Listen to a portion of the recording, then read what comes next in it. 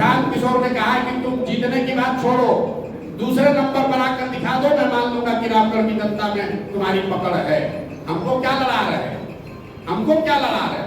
और रामगढ़ में किसको लड़ा रहा है तो बुलाओ अपने नेता को, तेजस्वी यादव को। जो समीर भाई ने कहा है पहले कि बुलाइए तेजस्वी यादव के यहाँ लड़ाने, और हम यहाँ लड़ जाते हैं और देखिए कौन जीतता है। कर लीजिए फैसला, एक वर्ष तेजस्वी जी लड़ जाए, एक वर्ष हम लड़ जाए, यही रामगढ़ से लड़ जाइए। तो स्वराज जीत का कितना दावा कर रही है? अरे जीत हम अपना दो बात है, जब स्वराज जीत हार का दावा नहीं करे, जब स्वराज की बात किनारे हमने कह दी, लेकिन प्रशांत किशोर चुनाव जानने, लड़ाने और आकलन करने के लिए ही आप हमको जानते हैं, देश जानता है। हम उस आकलन के आधार पर बता रहे हैं कि आरजेडी जगदानंद सिंह और उनके बच्चे, रामगढ़ की जनता सबसे ज्यादा अगर किसी से नाराज है तो उनसे नाराज है, और उनकी लड़ाई इसकी है कि वो तीसरे पर रहेंगे कि चौथे पर रहेंगे, पहले दूसरे की लड़ाई में वो है ही नहीं। अब कौन अभी पहले दूसरे में है ये आपको हमसे ज्यादा जानकारी है। जब स्वराज न लड़े तब भी हम आपसे सोच समझ कर बोल रहे हैं, जब स्वराज अगर नहीं भी रेस में है तो भी जगदानंद सिंह के लड़के आरजेडी यहाँ तीसरे नंबर पर है, आपको हमसे ज्यादा जानकारी है।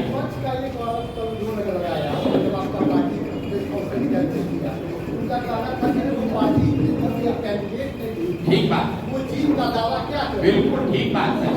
अब देखिए, एक विद्यार्थी है जो परीक्षा के केंद्र तक जाते जाते पढ़ रखे अपना नोट रिवाइज कर रहा है, एक विद्यार्थी है जो दारू पी के 2 दिन पहले ही कह दिया कि अब तो परीक्षा पास हो गए। हम वो विद्यार्थी हैं कि परीक्षा लिखने तक पढ़ते हुए जाते हैं, रिजल्ट जब आएगा तब आपको दिखेगा कि कौन पढ़ कर गया और कौन दारू पीकर पहले सो गया। चुनाव आयोग ने निर्धारित किया है समय, 20 से 25 के बीच में नामांकन होना है, तो 25 से पहले होगा, हमारे लिए रिलैक्स नहीं होगा। 20 को जो नामांकन किया उसका भी फाइनल 28 को ही होगा, उसका भी वोट 13 को ही पड़ेगा। ऐसा नहीं है कि आप कूद के पहले नामांकन करके तो वोट आपको पहले मिल जाएगा। हम तो सबसे पहले तराजी की घोषणा किए, उस समय दूसरे दल वाले कहाँ थे? बेलागंज में, इमामगंज में सबसे पहले दल स्वराज ने दावा किया, दल घोषित उम्मीदवार घोषित किया, उस समय ये लोग कहाँ थे? संभव है कि हमारी रणनीति का हिस्सा है, पहले उनको घोषित करने दीजिए, उसके बाद। ये तो सब रणनीति का हिस्सा है कि किस सीट को हमको पहले अनाउंस करना है, किस सीट को बाद में अनाउंस करना है।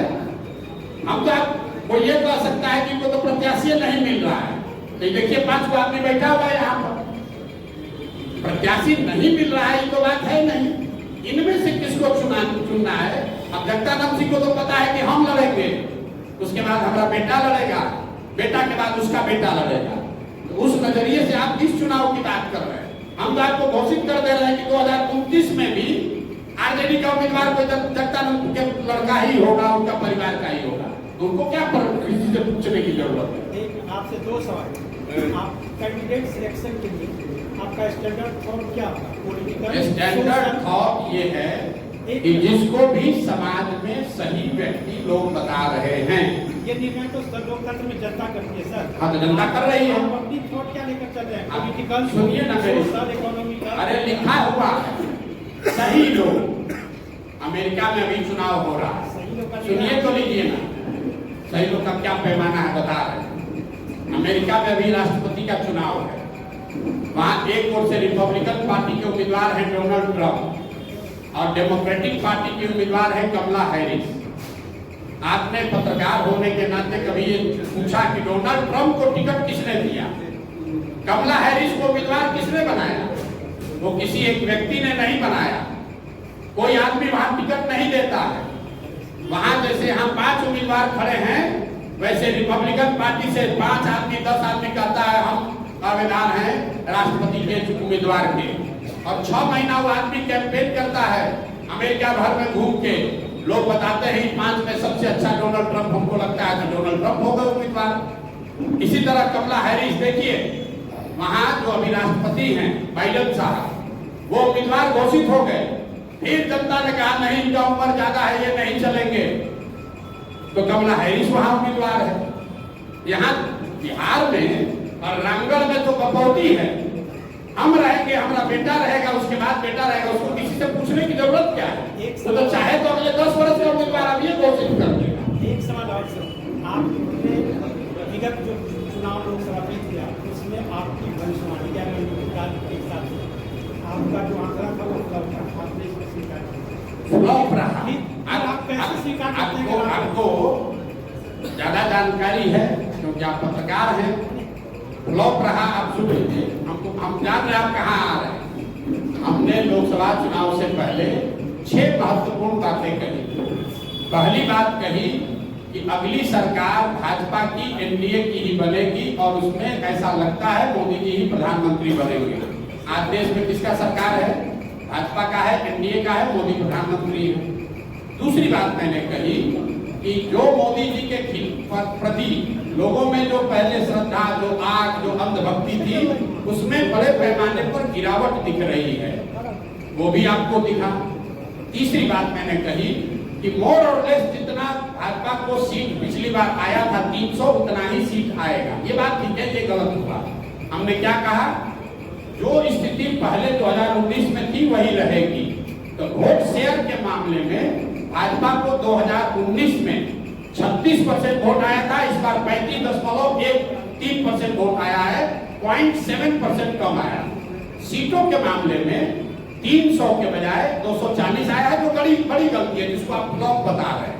तो भैया हम भगवान तो है नहीं, स्टैटिस्टिक्स भी है, वो एक आकलन है। सही भी हो सकता है, गलत भी हो सकता है। मेरी गलती है, और जब गलती हुई सामने नेशनल चैनल पर आकर कहा कि ये 3 बात ठीक है, लेकिन सीट के मामले में आकलन गलत हो गया। चौथी बात क्या बोली कि कोई भी कितने भी मोदी जी को सीट से जीत कर आए, 250 आए या 300 आए, तीसरे टर्म में मोदी जी अपने पहले और दूसरे टर्म के मुकाबले कमजोर प्रधानमंत्री होंगे। वो आपको दिख रहा है। हमने एक और बात कही कि भाजपा चाहे जितने सांसदों के साथ दल सरकार बनाए, तीसरे टर्म में आने वाले समय में उत्तर प्रदेश की भाजपा के नेतृत्व को लेकर भाजपा में बहुत बड़ा संकट की स्थिति बनेगी। वो भी आपको दिख रहा है। योगी जी की बात रोज आप सुन रहे हैं। तो 6 प्रेडिक्शन किए गए, उसमें 5.5 ठीक है, सीट वाला गलत है, लेकिन लोगों को तो सीट याद है, उस हिसाब से मेरी गलती है। अब एक अंतिम बात सुनिए। बंगाल में हमने कहा, पूरे देश ने कहा भाजपा को 200 सीट आएगा। प्रशांत किशोर ने कहा भाजपा को 100 से ज्यादा सीट नहीं आएगा। भाजपा को आया 77। संभव है कि भाजपा को 90 भी आ सकता था, 10 भी आ सकता था, 100 के नीचे आएगा। लेकिन हम इसलिए नहीं कह रहे कि हम अपने गलती को जस्टिफाई कर रहे हैं। लेकिन आप ये समझिए कि जो लोग देश भर के आंकड़ों को एनालाइज करके प्रेडिक्शन कर रहे हैं, इतना आसान काम नहीं है। ऊपर नीचे हो सकता है 10-20 सीट। इसके लिए अगर आपको लगता है हमारी समझ खत्म हो गई है, तो मान लीजिए कि हमारी समझ नहीं है। नहीं, देखिए तरारी में क्या है, मैं आपको बता देता हूँ। तरारी में लेफ्टिनेंट जनरल एसके सिंह, जो सेना में वाइस चीफ रहे हैं, उनके इलेक्टोरल रोल के नाम को लेकर जिला प्रशासन ने बात उठाई है। उनका ये कहना है कि इलेक्शन के कमीशन के रूल में ऐसा है कि आप बिहार के हैं, लेकिन अगर बिहार के किसी विधानसभा क्षेत्र में आप मतदाता के तौर पर रजिस्टर नहीं हैं, तो आप चुनाव नहीं लड़ सकते। ये वहाँ के अधिकारियों ने बताया। हम लोग उसको लीगली एग्जामिन करा रहे हैं। जितने हमारे साथ वकील जुड़े हुए हैं, वो लोग उस चीज को देख रहे हैं। उन्होंने इलेक्शन कमीशन को भी लिखा है। लेकिन मैंने बात आपको शुरुआती बताई कि देखिए कितना प्रो इनकम्बेंट है। जो लड़का करण तिवारी का देश का वाइस चीफ बना आर्मी का, जो सेना को लीड किया सियाचिन में, जो सेना को लीड किया ऑपरेशन पराक्रम में, उस आदमी को वो अपना इलेक्ट्रिसिटी बिल है, उसका जमीन है, घर है तरारी में, लेकिन एक रूल बनाकर कह रहे हैं कि नहीं, इनको चुनाव नहीं लड़ने दिया जाएगा क्योंकि तरारी के इनका वोटर लिस्ट में इनका नाम नहीं है। वोटर लिस्ट में नाम जुड़वाने के लिए फॉर्म 8 भरा गया। ये सब प्रावधान है। आप इलेक्शन अधिकारी से पूछ लीजिएगा कि आप 8A फॉर्म 8A भर के अपना नाम जुड़वा सकते हैं।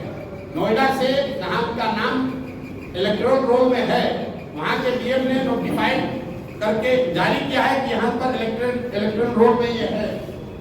जनरल साहब की पत्नी की डेथ हुई है 2020 में। उस समय तक वो बिहार के वोटर लिस्ट में थे, लेकिन पत्नी के डेथ होने के बाद वो नोएडा में रहते थे, तो उनका इलेक्टोरल रोल में नाम शिफ्ट हो गया, क्योंकि 24 में उनको वोट देना होगा।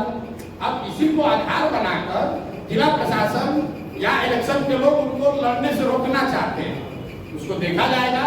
लेकिन इस तरह की चीज तो लोकतंत्र में आती ही रहेगी। आप व्यवस्था के सामने खड़े होइएगा तो जो वहाँ बालू माफिया है, जो हजारों करोड़ रुपया लूट रहा है, वो इतना आसानी से थोड़ी छोड़ेगा। लेकिन जल चुनाव के पीछे हटने वाला नहीं है। जनरल साहब वहाँ खड़े हैं, प्रशांत किशोर यहाँ नहीं लड़ रहे हैं, लेकिन प्रशांत किशोर का कोई भाई कोई सिपाही लड़ेगा और यहाँ पर राजनीतिक जमींदारी जिन लोगों का है उनका बोरिया बिस्तर समेटेंगे। उसी तरीके से तरारी से देश का इतना बड़ा जनरल बिहार का लड़का वहां से भूमि और बालू माफियाओं को उखाड़ कर फेंकेंगे। अगर उनको नहीं लड़ने दिया तो कोई वहां तरारी का लड़का लड़ेगा, लेकिन लड़ेगा जरूर। हम लोग पीछे नहीं हटेंगे, ये नहीं कहेंगे कि हमारा नामांकन कैंसिल हो गया। हम लोग लगे हुए हैं। कल या परसों तक निर्णय इलेक्शन कमीशन दिल्ली को देना है कि उनको लड़ने की अनुमति दी जाएगी कि नहीं। लेकिन आप जरा पत्रकार होने के नाते समझिए, बिहार का जो लड़का